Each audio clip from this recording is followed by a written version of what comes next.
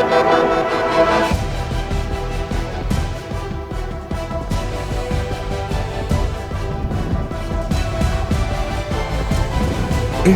Voice, आपकी सोच, आपकी आवाज। नमस्कार, आप देख रहे हैं इंडिया वॉइस और मैं हूं आपके साथ पुष्पेंद्र चौधरी। बुलेटिन की शुरुआत करेंगे। दिल्ली में पंजाब के मुख्यमंत्री भगवंत मान ने केंद्रीय सड़क परिवहन और राजमार्ग मंत्री नितिन गडकरी से उनके आवास पर मुलाकात की। इस दौरान दोनों नेताओं के बीच करीब 1.5 घंटे तक पंजाब की विकास योजनाओं और बुनियादी ढांचा परियोजना को लेकर विस्तृत चर्चा हुई। बैठक के बाद मुख्यमंत्री भगवंत मान ने बताया कि CRIF के तहत राज्य ने 170 करोड़ रुपए की मांग की थी, जिसके मुकाबले केंद्र सरकार ने 400 करोड़ रुपए देने का आश्वासन दिया है। उन्होंने कहा कि यह राशि पंजाब में सड़क, पुल और अन्य आधारभूत ढांचे के विकास कार्यों को गति देगी और केंद्र राज्य सहयोग से परियोजनाएं तेजी से पूरी होंगी। ਸਾਡੇ ਕੋਲ ਇੱਕ ਫੰਡ ਹੁੰਦਾ ਹੈ ਜਿਹਦੇ ਚੋਂ ਹਿੱਸਾ ਦੇਣਾ ਹੁੰਦਾ ਹੈ ਉਹਦਾ CRIS। ਇਹ ਜਿਹੜਾ ਫੰਡ ਹੁੰਦਾ ਹੈ ਸਟੇਟ ਦਾ ਹਿੱਸਾ ਹੁੰਦਾ ਹੈ।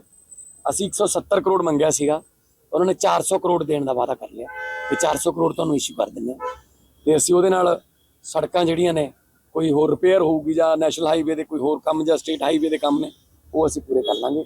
ਤੇ ਬੜੀ ਨਾਲ ਉਹਨਾਂ ਨੇ SSF ਦੀ ਤਾਰੀਫ ਕੀਤੀ ਹੈ ਤੇ ਹੋਰ ਵੀ ਸਟੇਟਾਂ ਦੇ ਵਿੱਚ SSF ਵਰਗੀਆਂ ਜਿਹੜੀਆਂ ਸੜਕ ਸੁਰੱਖਿਆ ਫੋਰਸਾਂ ਜਿਹੜੀਆਂ ਨੇ ਉਹ ਤਜਵੀਜ਼ ਉਹਨਾਂ ਨੇ ਦੱਸੀ ਹੈ ਕਿ ਅਸੀਂ ਕਰਾਂਗੇ ਤੇ ਪੰਜਾਬ ਵੱਲੋਂ ਵੀ ਅਸੀਂ ਸਹਿਯੋਗ ਦੇਣ ਦਾ ਉਹਨਾਂ ਨੂੰ ਵਾਅਦਾ ਕੀਤਾ ਕਿਉਂਕਿ ਸਾਡੇ ਕੋਲ ਐਕਸਪੀਰੀਅੰਸ ਹੋ ਗਿਆ, ਸਾਡੇ ਕੋਲ ਤਜਰਬਾ ਹੋ ਗਿਆ ਤਾਂ ਅਸੀਂ ਉਹਨਾਂ ਨੂੰ ਟ੍ਰੇਨਿੰਗ ਵਗੈਰਾ ਦੇਣੀ ਹੋਵੇ ਜਾਂ ਕੋਈ ਉਹਨਾਂ ਲਈ ਇਕਵਿਪਮੈਂਟ ਜੋ ਇਸਤੇਮਾਲ ਹੋ ਰਹੇ ਨੇ 50% ਦੇ ਲਗਭਗ ਮੌਤਾਂ ਦੀ ਗਿਣਤੀ ਘਟੀ ਹੈ।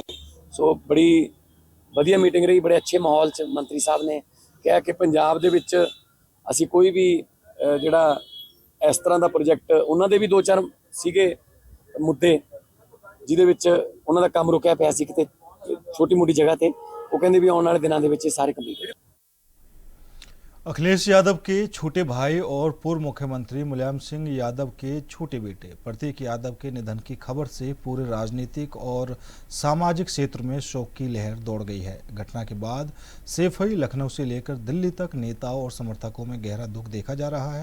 विभिन्न राजनीतिक दलों के नेताओं ने इस दुखद घटना पर संवेदना व्यक्त की है। नेताओं ने कहा है कि ऐसे समय में राजनीति से ऊपर उठकर मानवता और संवेदना का सबसे महत्वपूर्ण होती है। यूपी की राजनीति में अक्सर तीखे आरोप, जुबानी हमले और मंचों से होने वाली बयानबाजी सुर्खियों में बनी रहती है। लेकिन कुछ पल ऐसे आते हैं जब राजनीति पीछे छूट जाती है और इंसानियत सबसे आगे खड़ी दिखाई देती है। अखिलेश यादव के भाई और मुलायम सिंह यादव के छोटे बेटे प्रतीक यादव के निधन ने ऐसा ही माहौल पैदा कर दिया है। प्रतीक यादव के निधन की खबर जैसे ही सामने आई, सैफई से लेकर लखनऊ और दिल्ली तक शोक की लहर दौड़ गई।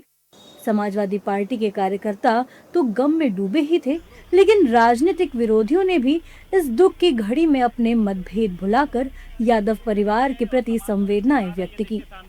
बीजेपी नेताओं ने दुख की इस घड़ी में शोक जताते हुए कहा कि ये सिर्फ राजनीतिक परिवार का दुख नहीं, बल्कि एक व्यक्तिगत और मानवीय क्षति है। हम इस कठिन समय में यादव परिवार के साथ खड़े हैं। वहीं प्रतीक यादव के निधन पर CM योगी ने भी दुख जताया है। उन्होंने कहा कि उत्तर प्रदेश के पूर्व मुख्यमंत्री पद्म विभूषण स्वर्गीय मुलायम सिंह यादव जी के पुत्र एवं उत्तर प्रदेश राज्य महिला आयोग की उपाध्यक्ष श्रीमती अपर्णा यादव जी के पति श्री प्रतीक यादव जी का आकस्मिक निधन अत्यंत दुखद है। विनम्र श्रद्धांजलि। मेरी संवेदनाएं शोक संतप्त परिजनों के साथ है। प्रतीक यादव जी की मृत्यु दुखद है। मैं उनके परिवारजनों के प्रति अपनी संवेदना व्यक्त करता हूँ। एक अच्छे व्यक्ति का समाज से जाना दुखदायी है, तो हमें इस बात का दुख है कि असामयिक मृत्यु हुई है, तो दुखद घटना है। बहुत दुखद समाचार है। हम सबके बीच में प्रतीक यादव जी नहीं रहे। निश्चित तौर पे उनकी आत्मा को शांति मिले और इस दुखद घड़ी में उनके परिवार के साथ हम सबकी संवेदनाएं। बिल्कुल हम सब लोगों को दुख है, हतप्रभ हैं। परिवार को इतनी बड़ी विपत्ति, इतनी बड़े दुख को सहने की भगवान शक्ति दे, मृत आत्मा को अपने चरणों में भगवान स्थान दे। हम लोग ऐसी प्रार्थना बाबा विश्वनाथ से करते हैं। बहुत दुखद है, सुबह सुबह ही इतना दुखद समाचार मिला। यानी अब तो आगे की जो प्रक्रिया है वो आगे चल रही है। सैफई गांव में आज माहौल बेहद भावुक है। जिन गलियों में कभी प्रतीक यादव दोस्तों के साथ हंसते खेलते नजर आते थे, वहां आज सन्नाटा पसरा हुआ है।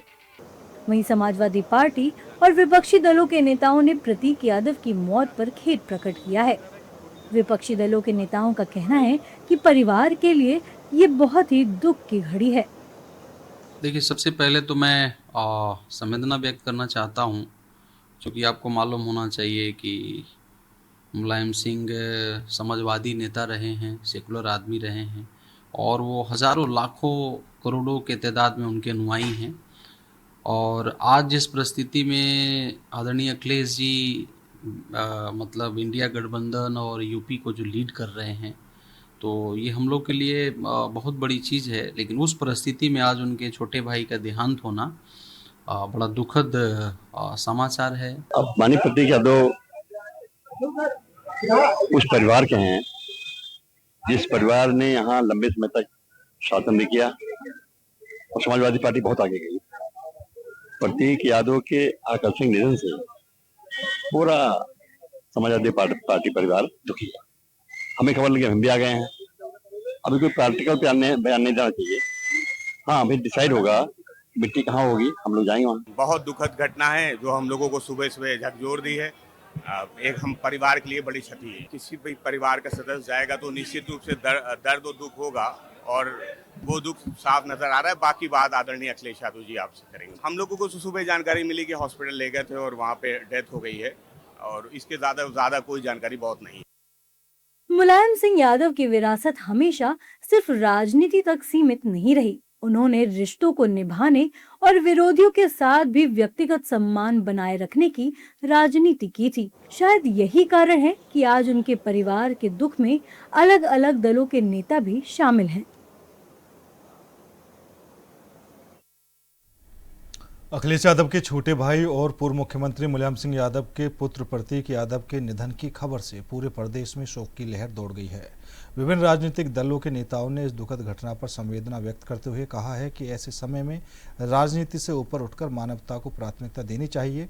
प्रतीक यादव के निधन को लेकर लगातार शोक संदेश सामने आ रहे हैं और लोग परिजनों के प्रति अपनी संवेदनाएं व्यक्त कर रहे हैं।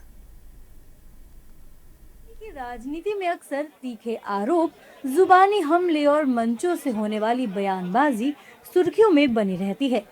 लेकिन कुछ पल ऐसे आते हैं जब राजनीति पीछे छूट जाती है और इंसानियत सबसे आगे खड़ी दिखाई देती है। अखिलेश यादव के भाई और मुलायम सिंह यादव के छोटे बेटे प्रतीक यादव के निधन ने ऐसा ही माहौल पैदा कर दिया है। प्रतीक यादव के निधन की खबर जैसे ही सामने आई, सैफई से लेकर लखनऊ और दिल्ली तक शोक की लहर दौड़ गई।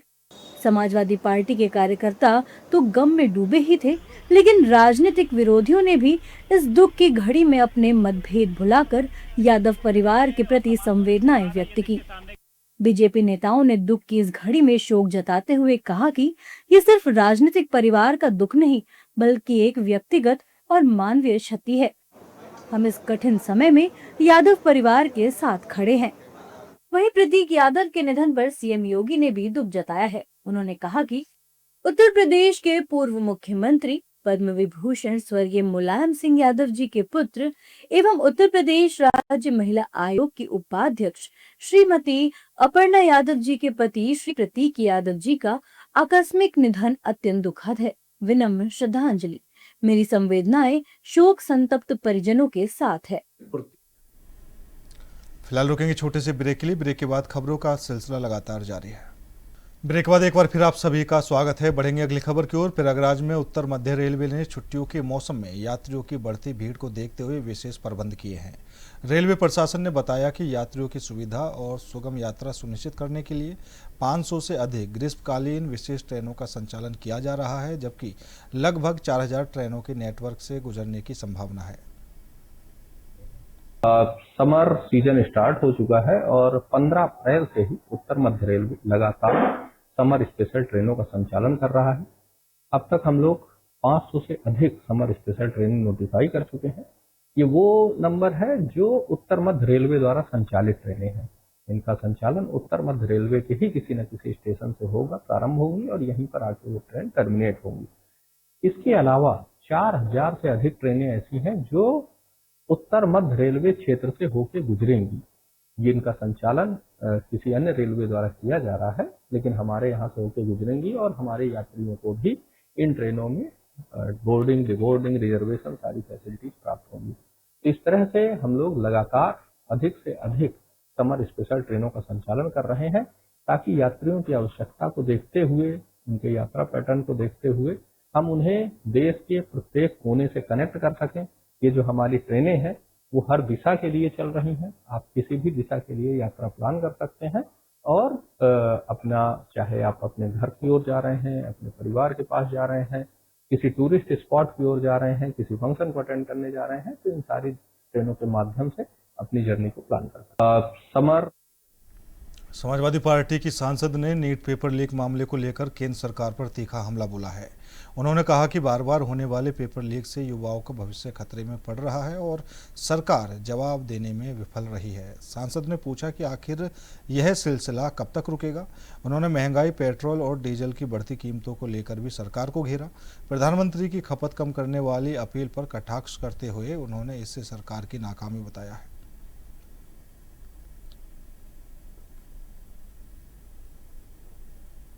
विपक्ष बराबर आरोप भी लगा रहा था और सरकार को जागरूक भी कर रहा था, लेकिन आज देखिए वही बात सामने आ गई कि आज प्रधानमंत्री जी खुद एक्नॉलेज कर रहे हैं कि तेल, जो डीजल पेट्रोल है, उसे नियंत्रण में खर्च किया जाए, सोना ना खरीदा जाए। मेरा ये कहना है कि डॉलर जो है वो रोज़ाना उसकी कीमत बढ़ रही है, रुपए की कीमत रोज़ाना घट रही है।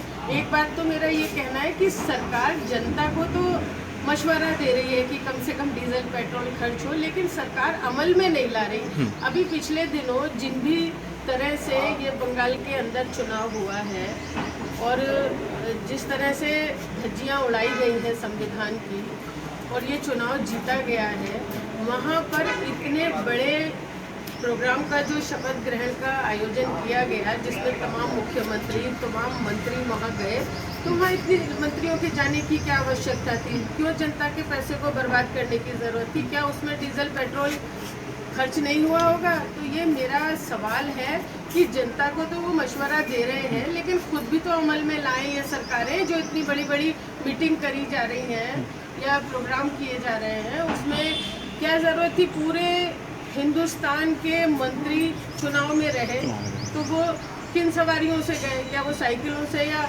बुग्गी में बैठ के गए थे? तो वो जो देश का पैसा बर्बाद कर रहे हैं।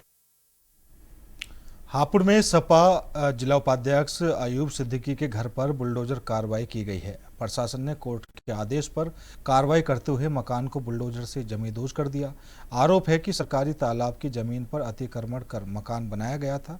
कार्रवाई के दौरान भारी पुलिस बल तैनात रहा और पूरे इलाके में सुरक्षा व्यवस्था कड़ी कर दी गई। बताया जा रहा है कि अयूब सिद्दीकी समाजवादी पार्टी के जिला उपाध्यक्ष हैं। बुलडोजर कार्रवाई के विरोध में सपा कार्यकर्ताओं ने प्रदर्शन भी किया और प्रशासन के खिलाफ नारेबाजी की।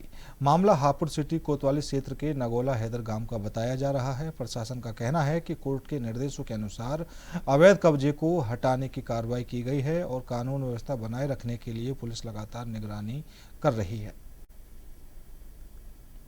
एक नोटिस दिया था 2025 में दिसंबर में, उसके बाद इन्होंने हमें एक नोटिस दिया फरवरी में, तो हम हाई कोर्ट चले गए। उसके बाद में हाई कोर्ट में हमारा केस था। आज इनको जानबूझ के इन्होंने ये काम किया है क्योंकि इनको पता था कि आज मेरा स्टे हो जाएगा और ये प्रशासन के दबाव में, शासन प्रशासन के दबाव में काम कर रहे हैं ये लोग सब। एडीएम साहब को मैंने बताया कि मेरा स्टे हो गया और मैं आपको 1:10 पे स्टे की कॉपी दे दूंगा। आप मुझे इतना समय दे दिए, मैं अपने अंदर से मकान में से सामान निकाल लूँ। सामान भी नहीं निकालने दे, सामान भी तोड़ दिया इन्होंने। उसके अंदर कुछ सामान इन्होंने बाहर निकाल के गिर दिया। बुलडोजर चला, कौन सी जमीन है? हाँ, बुलडोजर चला। ये 42 आदमियों के नाम नोटिस आए थे तालाब की ज़मीन पे। मेरा उसमें तो कुछ हिस्सा पीछे का रहा, इन्होंने मेरा आगे से तोड़ा है।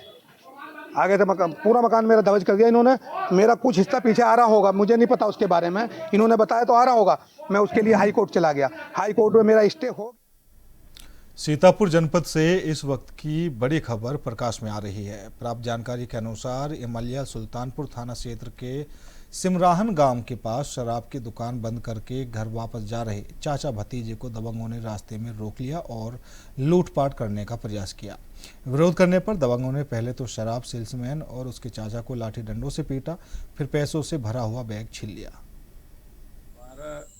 12/5/2026 को सायं 10:30 पर 112 से सूचना प्राप्त हुई कि इमलिया सुल्तानपुर के ग्राम सिमरान के पास एक लूट की घटना हुई है। इसमें तत्काल उच्चाधिकारीगण द्वारा, पुलिस अधीक्षक महोदय द्वारा और अन्य अधिकारीगण द्वारा घटनास्थल का निरीक्षण किया गया। तो यह तथ्य जानकारी में आया कि सिमरान में शराब की दुकान है, उसका सेल्समैन दिनेश दुकान बंद करके अपनी बाइक से अपने घर जा रहा था। दुकान से थोड़ी दूर आगे ही सड़क के किनारे कुछ लोग खड़े थे, इसकी बाइक रोक कर लूटने का प्रयास किया और उसी लूट के प्रयास में उन्होंने तमंचे से गोली चला दी और जो उसके पैर को छूते हुए निकल गई। इस घटना में जैसा कि सेल्समैन द्वारा बताया गया है कि लगभग 40,000 रुपये वो लूट के ले गए हैं। इसमें सर्विलांस की टीम, एसओजी की टीम लगाई गई है और द्वारा खुलासा प्रयास किया जा रहा है। चंडीगढ़ में मंत्री बलबीर सिंह ने नीट यूजी परीक्षा रद्द होने को लेकर गंभीर आरोप लगाए हैं। उन्होंने कहा है कि करीब 22 लाख छात्र 3 मई को परीक्षा में शामिल हुए थे और बाद में पेपर लीक की बात सामने आई, जिससे छात्रों की मेहनत और परिणाम प्रक्रिया पर बड़ा सवाल खड़ा हो गया है। आ गया था, मतलब देखो इसमें 22 लाख बच्चों ने एग्जाम दिया था, 3 मई को लिया था और बच्चों को एग्जाम के बाद जब वो रिजल्ट की वेट कर रहे थे उनको पता चला कि पेपर लीक हो चुका है और पेपर की ओपन सेल हुई है। इस बार 5 लाख से लेके 30,000 तक बाद में रेट आ गया था। मतलब जैसे 1 हफ्ता पहले शुरू हुआ तो उसके बाद जो इतना मतलब वो नेट पे मिलने लगा और टेलीग्राफ पे मिलने लगा और 30,000 में मिलने लगा तो शोर मच गया। तो उसकी इन्वेस्टिगेशन हुई तो पता लगा कि हाँ पेपर लीक हो चुका है, तो वो पेपर कैंसिल कर दिया मतलब एनटीए ने और उस गवर्नमेंट की अप्रूवल के साथ। तो ये एक बहुत बड़ा फ्रॉड है, बिगेस्ट फ्रॉड है इन एजुकेशन। तो आज तक का जो पहले व्यापम घोटाला था वो भी बीजेपी का था और ये बीजेपी का सबसे बड़ा घोटाला है। तो इसके लिए मतलब किसी की रिस्पॉन्सिबिलिटी नहीं होती है, पहली बार नहीं हुआ है, 4 बार हो चुका है पहले भी। तो सीबीआई की इन्वेस्टिगेशन ऑर्डर होती है, उसके बाद फिर दोबारा पेपर लीक हो जाता है, किसी को कोई सजा नहीं। फिलहाल मेरे साथ इस बुलेटिन में इतना ही। बाकी देश और दुनिया की तमाम खबरों के लिए देखते रहिए इंडिया वॉइस।